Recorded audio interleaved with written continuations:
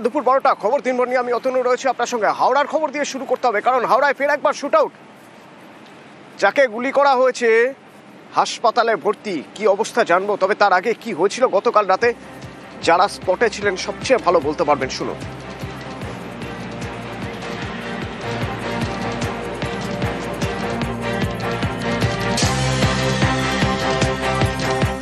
আমাদের একটা বিয়ে বাড়ির রিসেপশন ছিল, আমরা একসঙ্গে খাওয়া দাওয়া করে বেরোচ্ছিলাম। সেই সময় আমাদের প্রধান সাহেব বললেন যে ঠিক আছে গাড়িটা বার কর। মোটা শিবতলা বলে একটা জায়গা রয়েছে, সেখানে আমার গাড়িটা পার্কিং করা ছিল। বেরিয়ে এসে ততক্ষণে দাদাকে গুলি করে দিয়েছে। বাঁ হাতে দেখে পুরো রক্ত, সাদা জামা পড়েছিল, পুরো রক্ত লেগে রয়েছে। তাতে কথা হসপিটালে নিয়েছে। ততক্ষণ টোটো উঠে আমরা হসপিটালের দিকে চলে এসেছি। দুজনে গুলি লেগেছে। ও ওখানেই ছিল, ওখানে হেঁটেই এসেছিল। এলো পাতারই গুলি চালায় একজন ছিল। এবার তার সঙ্গে কেউ ছিল কিনা সেটা আমরা ঠিক বলতে পারছি। আমাদের সঙ্গে যে 6-7 জন ছিল, 6-7 জনের মধ্যে আমরা দুজন গাড়ি আনতে গেছিলাম। বাকি সব শোনা যাচ্ছে বাসু বলে কেউ আছে, সে আমি চিনি না, বাসু বলে শুনছি যে হেঁটেছিল, এলোপাতারি গুলি চালাচ্ছিল। কি বাইকে করে এসেছিল না কিসে সেটি বলতে। দাদা অসিদ্ধার বাইকে ছিল, একই বাইকে দুজন ছিল। কাকে লক্ষ্য করে গুলি? না দেবব্রত মণ্ডল ওরফে বাবু মণ্ডল, পঞ্চায়েত প্রধান। কিন্তু কেন? এ তো একদিক থেকে যারা তার সঙ্গে ছিলেন তারা তাদের বক্তব্য বলছেন। কি হয়েছিল গতকাল রাতে প্রথমে একবার শুনে নেওয়া যাক। সান্নিক রয়েছেন আমার সঙ্গে সরাসরি। সান্নিক,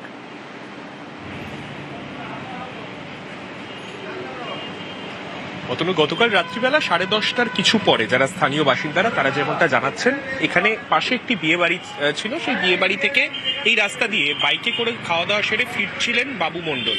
তিনি যে বাইকে করে ফিরছিলেন, বাইক অন্য একজন চালাচ্ছিল।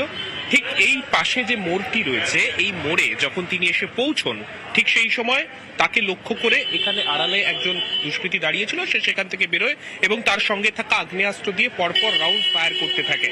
এলোপাথারি গুলিতে জখম হন বাবু মণ্ডল এবং তার সঙ্গে যিনি বাইক চালাচ্ছিলেন তিনিও ঘটনাস্থলেই আহত হন। এই ঘটনার পরে তড়িঘড়ি তাকে প্রথমে একটি বেসরকারি হাসপাতাল এবং তারপরে কলকাতার SSKM হাসপাতালে ভর্তি করা হয়।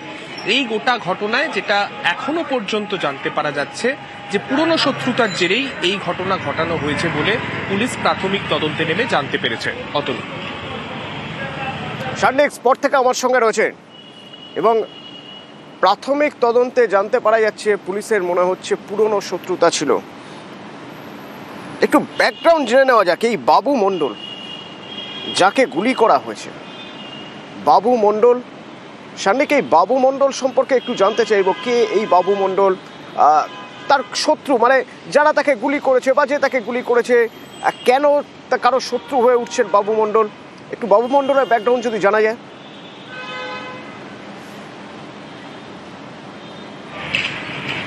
অতএব এই বাবু মণ্ডল 2 বছর আগে এই যে পঞ্চায়েত, সেই পঞ্চায়েতের প্রধান হন। তার আগে তিনি এই পঞ্চায়েতের সদস্য ছিলেন এবং যার বিরুদ্ধে এখনো পর্যন্ত পুলিশ প্রাথমিক তদন্তে নেমে পুলিশের সন্দেহ যার দিকে যাচ্ছে, সেই সুমন চৌধুরী ওরফে বাসু চৌধুরী, তার বিরুদ্ধে এর আগেও এই বাবু মণ্ডলের ওপর আক্রমণ করার অভিযোগ কিন্তু রয়েছে। এর আগেও খুনের চেষ্টা সে করেছিল, এর আগেও সে গুলি চালিয়েছিল, সেইটা 2012 সাল। এবং সেই গুলি চালানোর ঘটনার পরে তারপরেও বিভিন্ন সময় বিভিন্ন তোলাবাজি, বিভিন্ন অভিযোগ এই বাসু চৌধুরী বা সুমন চৌধুরী তার বিরুদ্ধে ছিল। এবং এই গোটা ঘটনায় সে এর আগেও জেল খেটেছে এবং সম্প্রতি সে জেল থেকে জামিনে ছাড়া পেয়ে সে বাইরে ছিল, তেমনটাই কিন্তু জানতে পারা যাচ্ছে পুলিশ সূত্রে। গতকাল যখন সে এই এলাকায় লুকিয়েছিল, তারপরে যখন সেই ঘটনা ঘটায়, যারা প্রত্যক্ষদর্শীরা যারা এলাকায় ছিলেন সেই সময়, তাদের দাবি তারা সেই সময় ঘটনাস্থল থেকে সুমন চৌধুরী ওরফে বাসু চৌধুরীকে তারা পালাতে দেখেছেন। তাই সেই জায়গা থেকেই প্রশ্ন উঠছে যে সুমন চৌধুরী যদি এর আগেও তার উপর আক্রমণ করে থাকেন, মূলত কি কারণ হতে পারে। সেক্ষেত্রে যেটা স্থানীয় বাসিন্দারাও যেটা জানাচ্ছেন, মূলত রাজনৈতিক বিবাদ নয়, কোনো ব্যক্তিগত শত্রুতা। এর আগে থেকেই সেই শত্রুতা ছিল, টাকা পয়সার লেনদেন সংক্রান্ত কোনো পুরনো শত্রুতা। সেই শত্রুতার কারণেই হামলা হয়ে থাকতে পারে স্থানীয় পঞ্চায়েত প্রধান বাবু মণ্ডলের ওপর, তেমনটাই কিন্তু স্থানীয় বাসিন্দাদের দাবি। সান্নিকে সুমন চৌধুরী তো জেলে ছিল, কি কারণে জেলে ছিল সুমন চৌধুরী? সুমন চৌধুরীর ব্যাকগ্রাউন্ড কি জানা যায়?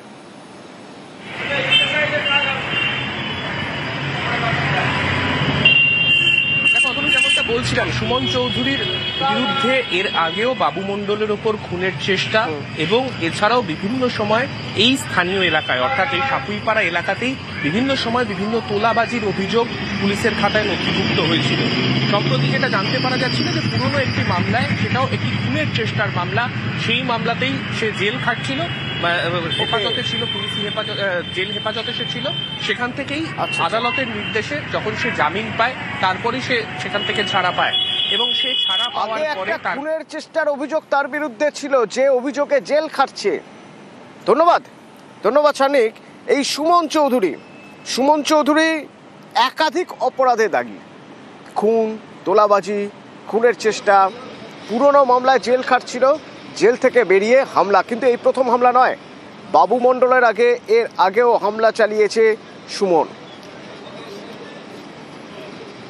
একটা ঘটনা ঘটেছে, সাপুইপাড়ার গ্রাম প্রধান, ওনার উপরে একটা গুলি চলেছে। এখন উনি হসপিটালাইজ হয়েছেন, ওনার ট্রিটমেন্ট শুরু হয়েছে।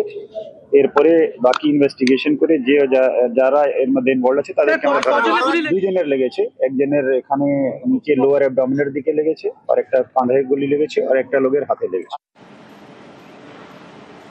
বাবু মণ্ডল ওরফে দেবব্রত মণ্ডল, শরীরে দুটো গুলি লেগেছে। কোথায় কোথায় গুলি লেগেছে, কি অবস্থা? এসএসকেএম ট্রমা সেন্টারে রয়েছে, আমার সঙ্গে অভিজিৎ রয়েছে সেখান থেকে সরাসরি। অভিজিৎ, চিকিৎসকরা কি বলছেন?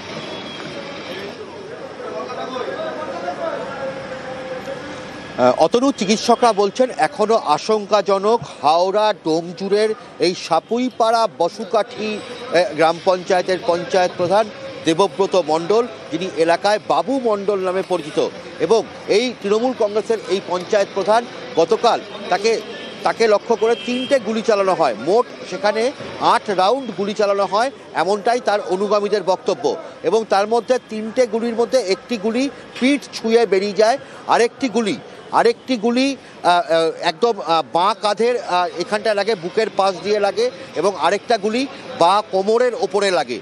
তবে এসএসকেএম হাসপাতালের ট্রমা কেয়ার সেন্টার, সেখানকার রেড জোনে চিকিৎসাধীন রয়েছেন এই দেবব্রত মণ্ডল ওরফে বাবু, এবং বাবু মণ্ডলের শারীরিক অবস্থা এখনও আশঙ্কাজনক।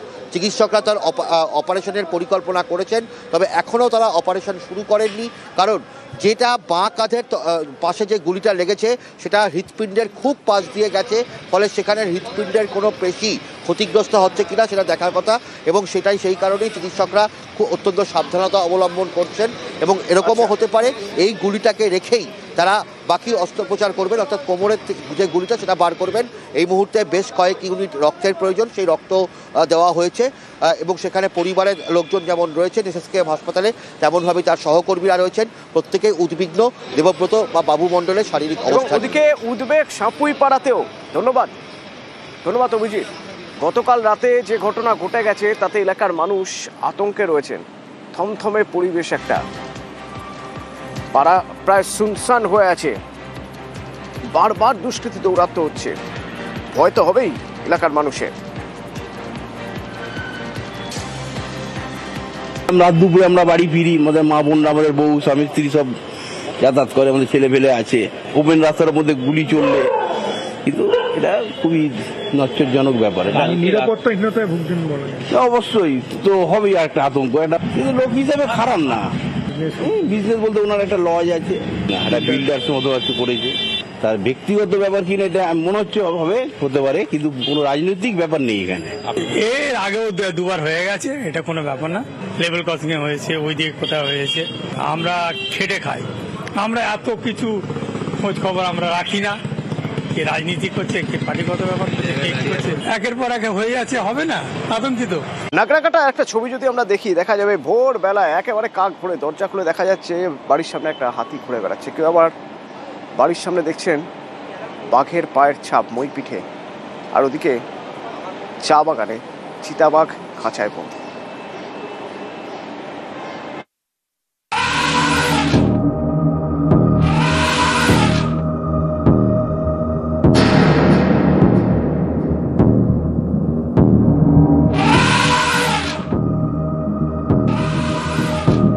বাড়ির উঠোনে হাতি, দরজার সামনে ঘোরাফেরা করছে।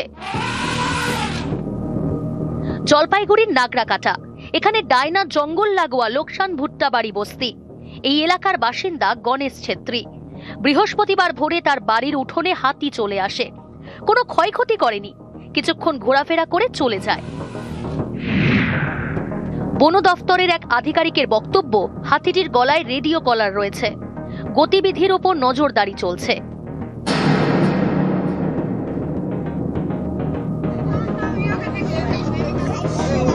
আলিপুরদুয়ারের বীরপাড়া ডিমডিমা চা বাগান। এদিন এই চা বাগান থেকে একটি চিতাবাঘকে খাঁচাবন্দি করে বন দফতর।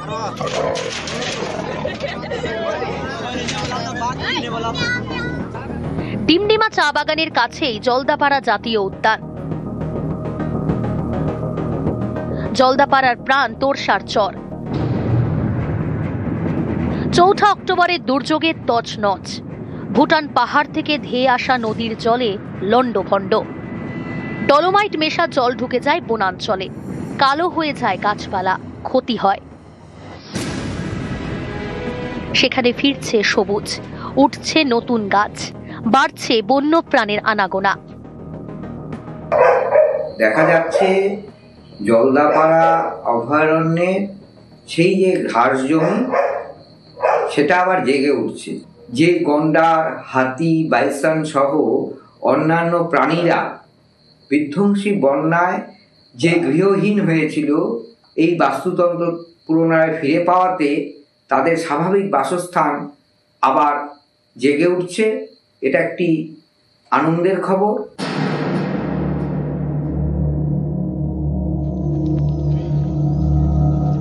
দক্ষিণ ২৪ পরগনার কুলতলি। এখানকার মইপিঠে বাঘের ভয়। বৃহস্পতিবার কিশোরী মোহনপুর এলাকায় বাঘের পায়ের ছাপ দেখেন স্থানীয়রা। এই এলাকাতেই বছরখানেক আগে ঢুকে পড়ে রয়্যাল বেঙ্গল টাইগার।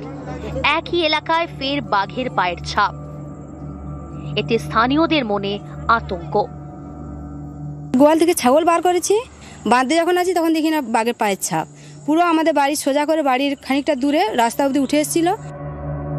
বন দফতর জানিয়েছে সুন্দরবনের দিক থেকে বাঘটি গ্রামে ঢুকেছিল, জঙ্গলে ফিরে গিয়েছে।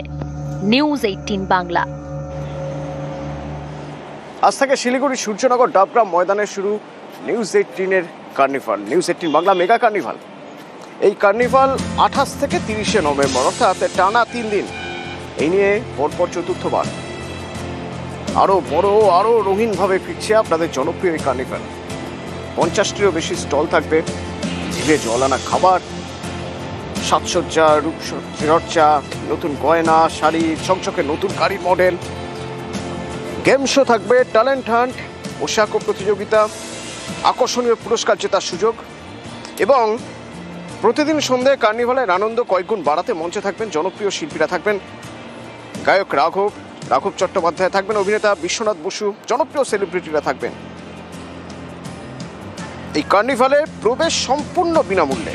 সপরিবারে চলে আসুন শিলিগুড়ির সূর্যনগর ডাবগ্রাম ময়দানে এবং উপভোগ করুন নিউজ 18 বাংলা মেগা কার্নিভাল।